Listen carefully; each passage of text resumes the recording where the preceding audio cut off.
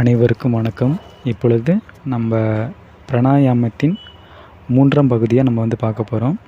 திருமூலர் திருவடிகள் சரணம், வள்ளல் பெருமான் திருவடிகள் சரணம், முருகப்பெருமான் திருவடிகள் சரணம்.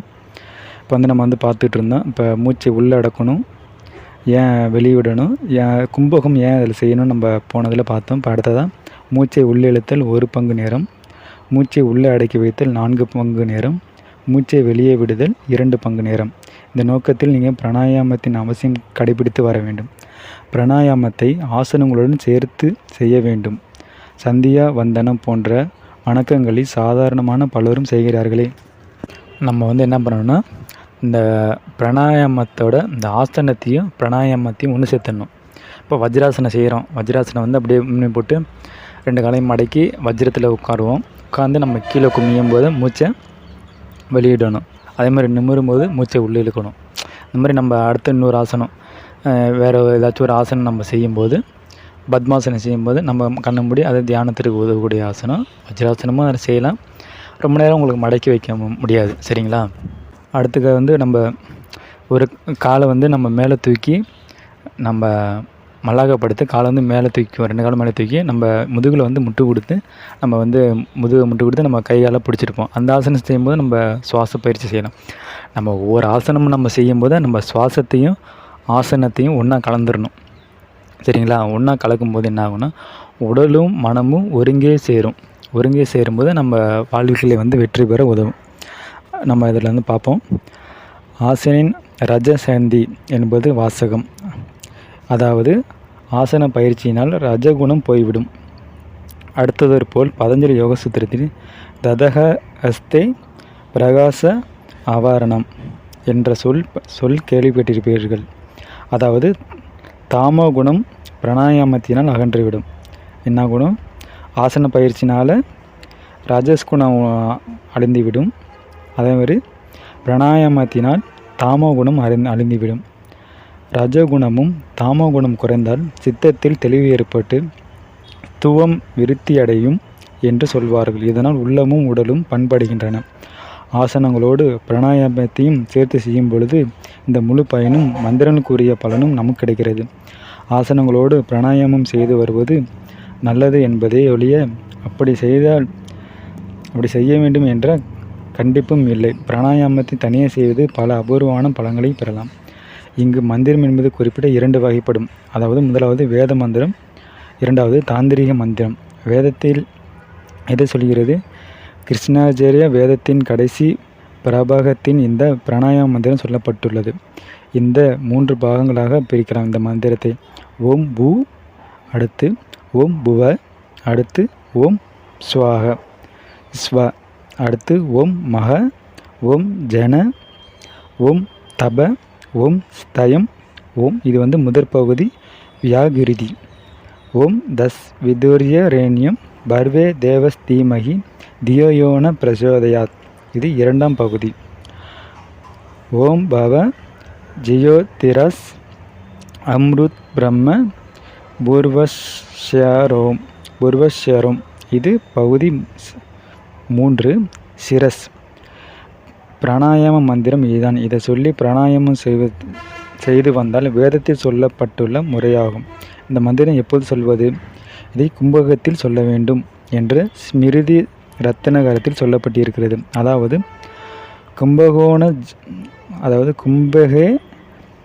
கும்பகே ஜப குருதியத் பிராணாயாம லக்ஷணம் என்பதே ஆகும். இது நான் உங்களுக்கு பிக்சராக போடுறேன், அதை நீங்கள் பார்த்து தெரிஞ்சுக்கலாம். மூச்சை உள்ளிழுத்து அடக்கிக் கொள்வது தான் கும்பகம் என்று உங்களுக்கு தெரியுமே. பிராணாயாமத்தில் 3 அங்கங்கள் உண்டு. வியாக்கிருதி, காயத்ரி, சிரஸ் என்பது முன்பே கூறியுள்ளோம். மூச்சை உள்ளே இழுத்து அடக்கிக் கொள்வது தான் கும்பகம் என்று உங்களுக்கு தெரியுமே. பிராணாயாமத்தில் 3 அங்கங்கள் உண்டு. வியாக்கிருதி, காயத்ரி, சிரஸ் என்பது முன்பே கூறியுள்ளோம். சர்விய சிருதம் பிரணவாம் காயத்ரிம் கரசே ஸ்வாக திருஷ்டிபடத் அதயத் ரணக பிராணாயாமகே சடஸ்தே என்னும் சமஸ்கிருத சொல்கிறது. இந்த பிராணாயாமத்தையும் பத்மாசனத்தில் அமர்ந்து செய்வதே உத்தமம். முடியாதவர்கள் சாதாரணமாக அமர்ந்து கொள்ளலாம். ஆனால் முதுகு தண்டை வளைக்காமல் விறைப்பாய் வைத்து கொள்ள வேண்டும். தொடர்ந்து இப்படியே செய்து கொண்டிருக்க வேண்டும். நாளடைவில் சிறிதாக பழகி கொண்டு பத்மாசனத்தில் பிராணாயாமம் செய்யும் பழக்கத்தை கொண்டு வந்து விடுங்கள். உங்களுக்கு பூரண பலன் கிடைக்கும். வலது நாசியை பெருவிரலால் அழுத்தி அமைத்து இடது நாசி வழியாக மூச்சை இழுக்கவும். எவ்வளவு காற்று உள்ளே இழுக்க முடியுமோ அவ்வளவு உட்கொண்ட பிறகு இடது நாசியை சுட்டு விரலையும் நடுவிரலையும் அடக்கி கொண்டு வலது மோதிர விரலால் அடைத்து மூச்சை உள்ளே நிறுத்தி பிறகு வலது பெருவிரல் வலது நாசியிலிருந்து விலகி மிக மெதுவாக மூச்சை வெளியே விடவும். இது ஒரு பிராணாயாமம் ஆகும். பிறகு இடது நாசியை வலது மோதிர விரலால் அடைத்து வலது நாசியினால் மூச்சை வெளியிட வேண்டும். அதாவது மூச்சை மட்டும் உள்ளிழுத்து வலது நாசியை வலது நாசு பெருவிரலால் அடைத்து கும்பகம் செய்யவும். அதன் பிறகு வலதை கட்டை விரலை நீக்கி வலது நாசியால் மூச்சை வெளியே விடவும். இது இரண்டாவது பிராணாயாமம் ஆகும். இவ்வண்ணம் மாற்றி மாற்றி செய்ய வேண்டியதுதான். நாடி சுத்தி பழகப்பட்டவர்களுக்கு இது மிகவும் சுலபமாக தோன்றும். அவர்கள் அதிகப்படியாக செய்வது கும்பகம் ஒன்றுதான். பிராணாயாமம் செய்து கொண்டிருக்கும் போது வேண்டுமென்றால் சற்று நிறுத்தி இரு நாசிகளையும் திறந்து கொண்டு 3 முறை இயல்பான சுவாசம், அதாவது இயல்பாய் மூச்சிழுத்து விட்டு களைப்பை ஆற்றிக்கொள்ளலாம். இளைஞர்களுக்கு இந்த இடைவெளி தேவையில்லை. சிலர் முதலில் இடது நாசியினால் உள்ளிழுத்து விடுவதையும் அதன் பிறகு வலது நாசியினால் உள்ளிழுத்து விடுவதையும் சேர்த்து ஒரே பிராணாயாமம் என்று கணக்கிடுவது உண்டு. அப்படி வேண்டுமானாலும் கணக்கிட்டு கொள்ளலாம். நமக்கு வேண்டியது பலன்தான். 3 எண்ணிக்கையில் துவங்கிய வாரத்திற்கு கொஞ்சம் கொஞ்சமாக உயர்த்தி ஒருவேளை 20 எண்கள் கூட செய்யலாம். முதலில் ஒரு வேளை தொடங்கி பிறகு 1 வேளை, 3 வேளை, 4 வேளை என்று சௌகரியத்திற்கு ஏற்றால் போல் செய்யலாம். காலை, பிற்பகல், மாலை, நடுநிசி என்ற 4 காலங்களாக பிரித்து கொள்ளலாம். ஆகாரம் உட்கொண்டு 3 அல்லது 4 நேரம் கழித்துதான் கும்பக பிராணாயாமம் செய்வதுதான் நல்லது. ஆரம்ப பயிற்சியாளரும் முதலில் உடல் சற்று உஷ்ணப்படலாம். அதை தணித்து கொள்ள இரவில் 1 டம்ளர் பால் சாப்பிடுவது நல்லது. ஆனால் நாளடைவில் இது மாதிரி தொந்தரவு ஒன்றும் இருக்காது. பழக்கமாகிவிட்டால் இதை நீங்கள் மிகவும் விரும்பி செய்ய தொடங்கிவிடுவீர்கள். அதிலும் உங்களுக்கு சுகம் வெகுவாக கவர்ந்துவிடும். சாதனையில் மாதம் கழிய கும்பக நேரத்தை மெதுவாக சற்று உயர்த்தி கொண்டுதான் ஆக வேண்டும் என்பது நிபந்தனை இல்லை. மந்திரங்களை சொல்லித்தான் செய்ய வேண்டும் என்ற நிர்பந்தமும் இல்லை. விருப்பமுடையவர்கள் மந்திரம் செய்து கொள்ளலாம். மந்திரத்தை சொல்லி செய்யலாம். மந்திரத்தை சொல்லி செய்யலாம். அந்த தெய்வங்களோட ஒரு வைப்ரேஷன் கிடைக்கும். அந்த தெய்வங்களோட ஒரு அருள் ஆசி கிடைக்கும். சரிங்களா? அதனால மந்திரத்தை சொல்லி நம்ம பிராணாயாமம், மூச்சு பயிற்சி, ஆசனங்கள், தவம் இந்த மாதிரி நம்ம மேற்கொள்கிறோம். வெறுமனே நம்ம பிராணாயாமம், மூச்சு பயிற்சி இந்த மாதிரி செய்தால் அதில் பலன் ஒரு குறிப்பிட்ட அளவு தான் நமக்கு கிடைக்கும். இதே நம்ம மந்திரத்தை சொல்லி நம்ம செஞ்சோம்னா அந்த தெய்வத்தை வேண்டும்போது நம்ம ஆன்ம அளவில் ஒரு திருப்தி கிடைக்கும். சரிங்களா? மந்திரம் சொல்லும்போது ஒரு சொல் உச்சரிப்பு 1 மாத்திரை என்று அளவு உண்டு. பிராணாயாமத்தின் மொத்த அளவு 64 மாத்திரையாகும். அனுபவத்தில் மந்திரத்தை சொல்லி நேரம் கணக்கிட்டு பார்க்கலாம். முதல் பகுதி 5 வினாடிகளும் 2வது பகுதி 20 வினாடிகளும் தேவைப்படும். முடிவில் நிறுத்தி மீண்டும் தொடங்குவதற்கு சேர்த்து 40 வினாடிகள் தேவைப்படலாம். இவ்வாறு வெவ்வேறு விகிதத்தை கடைபிடித்து விஷமகிருதி பிராணாயாமம் என்று சொல்லப்படும் சமவிருத்தி பிராணாயாமம் என்பது விகித வித்தியாசம் இல்லாதது. கும்பகத்தை கொஞ்சம் கொஞ்சமாக அபியாசம் செய்து கொண்ட பிறகு விகிதத்தை நீக்கிக் கொள்ளலாம். நடுக்கடலுக்கு சென்று தண்ணீர் முகந்தாலும் எந்த பாத்திரத்தில் கொள்ளுகிறோமோ அந்த பாத்திரம் அளவுதான் தேரும்.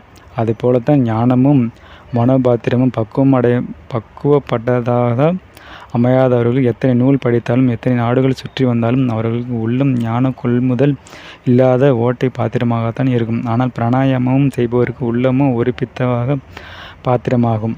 எந்த சூழ்நிலையும் தண்ணீரை இழக்காத உரம், தேர்ந்து தெளியும் நிதானம், துல்லியமான துளக்கோல் போல் கணிக்கும் பக்குவம், தொலைநோக்கு மிக்க அறிவு தீட்சயம், இனிமை மாறாத சொல் இவற்றை உருவமாக ஆகிவிடும்.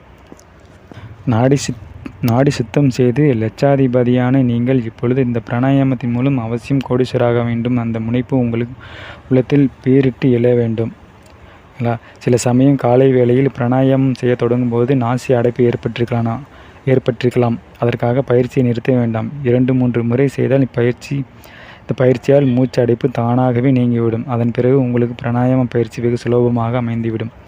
அதனால் உங்கள் எண்ணங்கள் தூய்மை அடைகின்றன என்பதை முன்பே கண்டிருந்தோம். மேலும் ஒருபடி அறிவாற்றல் துறையில் ஆத்மீக துறையில் முன்னேறவும் அது உங்களுக்கு மிகவும் உதவியாகவும் இருக்கும். மூளையில் கீழ்ப்பக்கத்தில் மேடுல்லா ஆப் லான்கோ என்ற ஒரு பகுதி இருக்கிறது. அந்த பகுதியில் கட்டுப்பாட்டில்தான் தன்னிச்சையான சுவாசம் செயல்பட்டு வருகிறது. பிராணாயாமத்தில் மேல்மூளை உதவியால் இந்த சுவாச பகுதி செயலில் சிறிது மாறுதல்கள் உண்டாக்கிறோம்.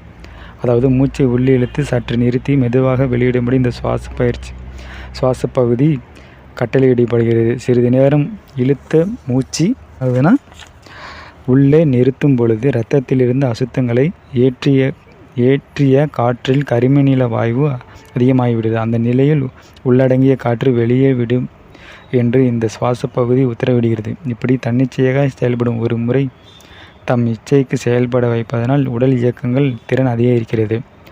மனிதன் தன் மேல் பகுதி மூளையை எந்த அளவுக்கு செயல்பட செய்கிறானோ அந்த அளவுக்கு அவனிடம் திறமையும் நல்ல எண்ணங்களும் நுண்ணறிவு நிலைத்திருத்தலும் விவேகமும் அதிகமாகின்றன. மேல் பகுதி மூளையில்தான் மனிதனாக வாழ்வதற்கு வேண்டிய சாமர்த்தியமும் நுண்ணறிவும் நினைவுத்திறன் வேகம் போன்ற அபார சக்திகள் வழங்கும் பகுதிகள் உள்ளன. விஞ்ஞான ஆராய்ச்சியில் பிராணாயாமத்தின் நற்பலன் உறுதி செய்கின்றனர். நம் முன்னோர்கள் யோக முறையில் அனுபவத்தின் வாயிலாக கண்டறிந்தவையே ஆகும். நடுமூலையில் காமம், குரோதம், பொறாமை, துவேஷம் போன்ற எண்ணங்கள் உண்டாகும். அதாவது ஹிப்தஸ்தமஸ் என்ற பகுதி இருக்கிறது. பிராணாயாம பழக்கத்தினால் மேல்மூளை பகுதியை அதிகமாக செயல்பட வைத்தால் சுவாச பகுதி, ஹிப்போதலமஸ் என்ற பகுதி போன்றவை அடங்கி ஆளும் திறன் அதிகரித்துவிடும். அத்துடன் பிராணாயாமத்தினால் சுத்த இரத்தமும் உடல் முழுவதும் பரவுகிறது. அடுத்து அத்தியாவசியமான சில சுரப்பிகள் வேலை செய்கிறது. அதனால் மேல்மூளையின் ஆதிக்கத்தில் வந்ததால் அளவுக்கு மீறிய உணர்ச்சிகள் ஏற்படா. நியாய உணர்வு மேலோங்கும். காமம், குரோதம், மோகம் போன்ற உணர்ச்சிகள் மிகவும் அதிகமாக உண்டாகி மனிதன் நிலை இழக்காமல் இருந்தால் மூளையின் சக்தி வீணாகாமல் மிகுந்த பலன் பெறுகிறது. அதனால் புத்தி சாதுரியமும் விவேகமும் ஞானமும் பெறுகின்றன.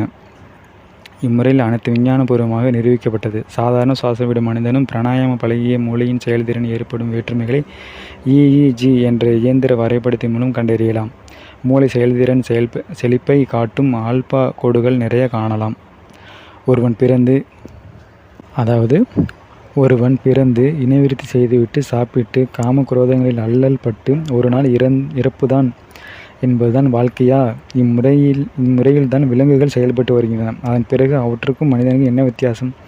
பிறந்த மனிதன் தன் ஆத்ம சக்தியை அதிகரித்து கொள்ள வேண்டும். சாதாரண உணர்வுகளை கட்டுப்படுத்தி அதனால் பெறும் அபார சக்தியை அவரவர் தங்கள் உயர்வுக்கு பயன்படுத்தி கொள்ள வேண்டும். இதற்கு உதவியாகத்தான் மற்ற யோகங்களுடன் பிராணாயாமமும் அமைந்துள்ளது. பிராணாயாமத்தில் நாம் நிதானமாக உட்செல்லும் போது மார்பு அகலம் விரிந்து உதரவிதானம் கீழ் நோக்கி சென்று நுரையீரல் நன்கு விரிவடைகிறது.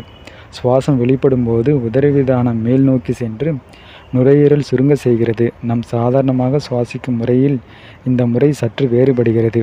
நாம் சாதாரணமாக சுவாசிக்கும் போது நம் மனம் சுவாசிப்பதில் ஈடுபடுவதில்லை. ஆனால் பிராணாயாமத்தின் போது நம் மனதை சுவாசிக்கும் தன்மையில் ஈடுபடுவதனால் ஒரு சீராகவும் அதே சமயத்தில் நீண்ட நேரமும் சுவாசிக்க வழி செய்கிறது. இதை நாம் அறிந்து செயல்படும் போது இப்படி சுவாசிக்கும் முறை அநேக நன்மைகள் உண்டாகும். சூரிய கதிர்களை ஒருமைப்படுத்தும் போதுதான் அது சூடு பெற்று தீயாக மாறுகிறது. அதுபோல நாம் எண்ணங்களை ஒருமைப்படுத்தும் போதுதான் பயன் கிடைக்கிறது. இதுவே பிராணாயாமத்தில் எளிதில் கூடி வரும். எப்படி வாழ்வது, எப்படி பிரச்சனைகளை சமாளிப்பது, எப்படி சரியான முடிவுகளை எடுப்பது என்றால் நமக்கு சந்திப்பது என்ற பல்வேறு பிரச்சனைகள் போன்ற அறிவெல்லாம் பள்ளிகளில் போதிக்கப்படுவதில்லையே. அவற்றை பெற்றோர்களும் சொல்லிக் கொடுப்பதும் இல்லை. ஆனால் அனைவரும் சிறிது சிறிதாக இங்கொன்றுமாக போகத்தான் தாங்களே கஷ்டப்பட்டு உலகம் என்ற பள்ளியில் கற்றுக்கொண்டு வாழ்க்கையில் முன்னேற வேண்டியுள்ளது. ஆனால் இது வாழ்க்கையில் மிக மிக தேவையான அறிவு. நல்ல அறிவு நூல்களை படிப்பதாலும் இந்த பயிற்சியை பெறலாம். ஆனால் நீங்கள் செய்ய வேண்டுமே பார்க்க போனால் இந்த பிராணாயாம பயிற்சி ஒவ்வொரு தகப்பனாரும் தன் மகனுக்கும் தன் மகளுக்கும் சொல்லிக் கொடுக்க வேண்டியதே எங்கே எப்படி நடக்கிறது. அவர்கள் பெற்றோர் அவர்கள் சொல்லிக் கொடுத்திருந்தால் தானே அதுவும் கிடைக்கும். இந்த நிலையில் நீங்கள் பிறரை தெரிந்தவரை அடுத்த கேட்டோ அல்லது இம்மாதிரியான நூல்களை படித்து தெரிந்து கொள்ள வேண்டும். அந்த ஆவல் உங்களுக்கு இருக்க வேண்டுமே.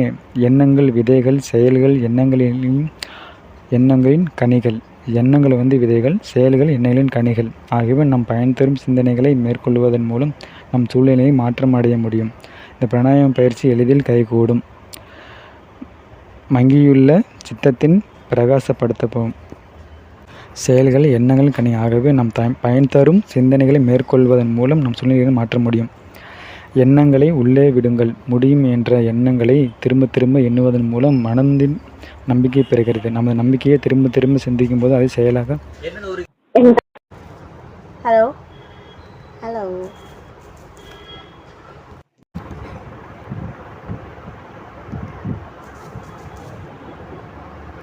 இத்துடன் இந்த பகுதி நிறைவடைகிறது. மீண்டும் அடுத்த பகுதியில் சந்திப்போம். நன்றி, வணக்கம். திருச்சிற்றம்பலம், தில்லையம்பலம். ஓம் நமச்சிவாய, ஓம் நமச்சிவாய, ஓம் நமச்சிவாய.